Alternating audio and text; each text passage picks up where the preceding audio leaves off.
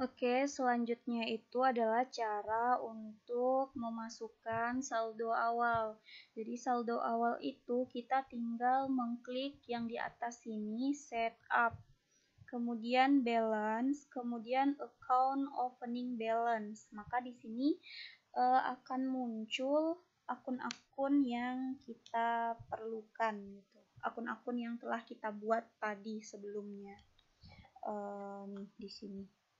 Kemudian untuk memasukkan angkanya, ya udah kita lihatlah di data perusahaan yang kita punya. Misalnya contohnya mungkin general check account-nya berapa di data tersebut. Kita masukkan contoh 10 juta. Jadi penulisan 10 jutanya tanpa titik atau koma.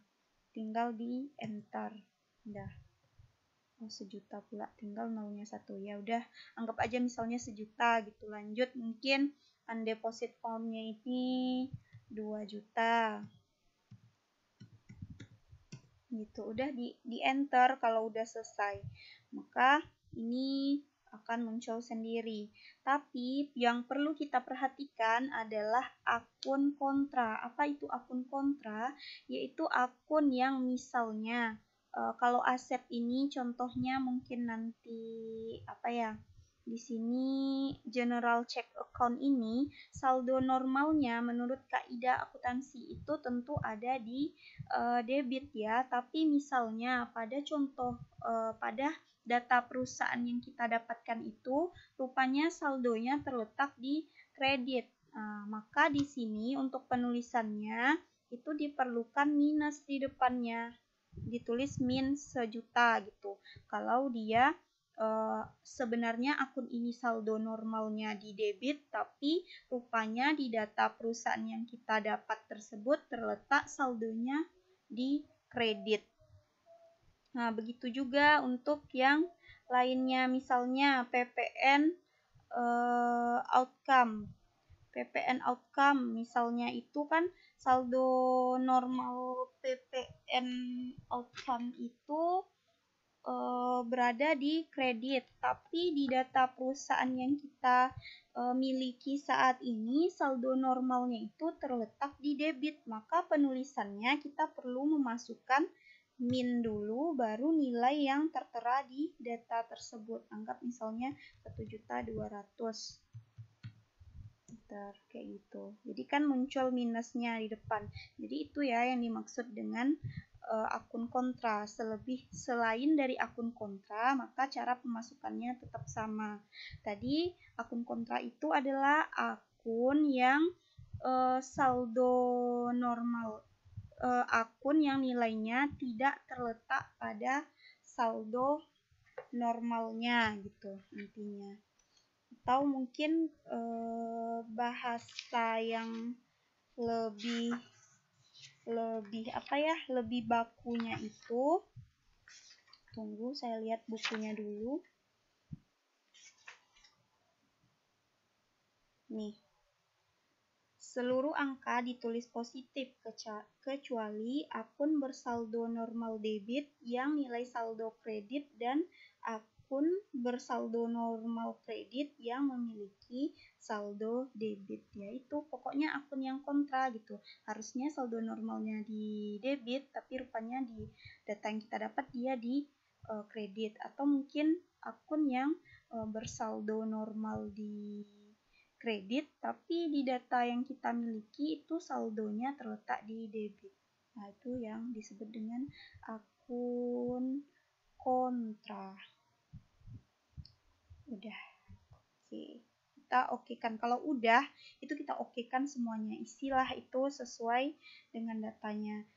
Dan jangan lupa kita lihat yang di bawahnya ini, amount left to be accounted ini. Dia nilainya harus 0. Kalau tidak 0, berarti nilai neraca, nilai saldo awal yang kita masukkan ini berarti tidak balance. Kalau belum 0, berarti ada akun kontranya yang belum kita masukkan minnya gitu.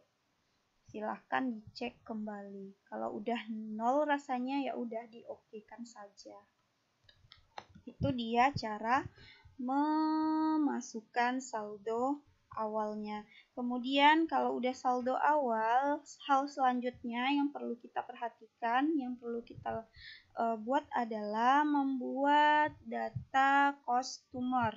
Membuat data customer itu caranya dengan mengklik card file yang ini. Kemudian kita klik card list. Nah, membuat data pelanggan ya yang ini. Kalau data pelanggan ya tentu dia customer, maka di atas sini pelanggan kita pilih customer. Udah, kita pilih customer, udah diklik tadi. Kemudian kita klik yang di bawah ini new. Ini kita masukkan nama pelanggannya gitu. Kita lihat lagi di data perusahaan yang telah kita miliki. Misalnya di sini nama customernya, nama pelanggannya, contoh JBLX. Udah, kita enter. Udah, card ID. Card ID-nya kita isi dengan nomor customernya. Contohnya C001. Address-nya kita masukkan alamat dari pelanggan tersebut. Contoh Jalan Menteng nomor 2 Jakarta. Udah. City-nya masukkan kotanya, state-nya masukkan provinsinya, kemudian post code-nya kita masukkan kode posnya, country-nya kita masukkan negaranya.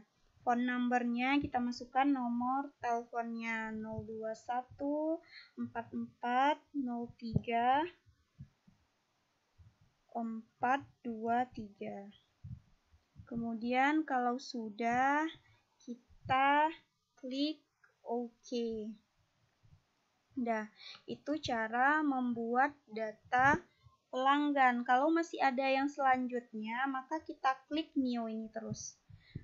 Kemudian kalau ada yang misalnya tadi udah selesai nih data pelanggannya JBLX, rupanya ada yang salah, rupanya card ID-nya atau nomor pelanggannya itu bukan C001 tapi C002 gitu kan, maka kita perlu mengedit kan. Nah, sehingga yang perlu kita lakukan adalah klik tanda panah yang di samping ini, kemudian ganti card ID-nya, baru di OK-kan. Atau kalau mau menghapus misalnya, oh salah, rupanya JBLX ini bukan pelanggan, rupanya dia suppliernya. Berarti kan perlu kita hapus karena tadi sudah terbuat.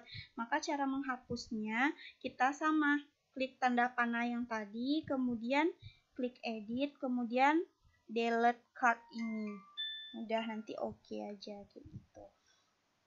Itu cara membuat data pelanggan. Kemudian bagaimana cara untuk membuat data supplier atau data pemasok? Maka caranya juga sama, klik card file ini, kemudian card list, tapi pada yang pilihan selanjutnya ini kita pilih supplier. Supplier itu kan artinya pemasok ya. Kemudian klik new. Ini caranya persis sama dengan cara membuat data pelanggan yang tadi. Misalnya di sini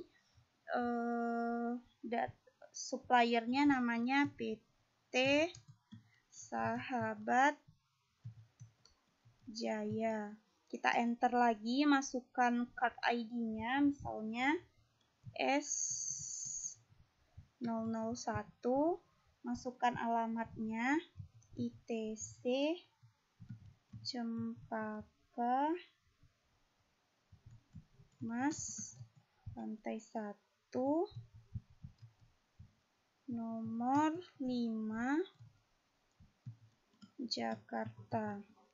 Nah, ini masih sama, masukkan kotanya, masukkan provinsinya, masukkan negaranya, masukkan nomor teleponnya.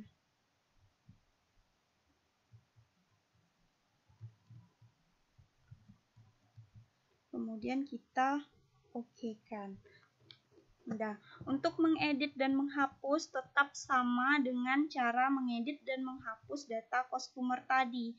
Perbedaannya yaitu kalau data customer itu terletak pada bagian customer yang ini, kalau kita klik, nah ini tadi JBLX-nya. Nah, kalau dia data supplier, kalau membuat supplier atau menghapus supplier, apapun itu tentang supplier, maka kita klik yang di suppliernya ini. Udah, ini dia. Udah. Begitu tentang tadi cara memasukkan saldo awal dan cara membuat daftar pelanggan dan pemasok menggunakan Mayop versi 19. Terima kasih.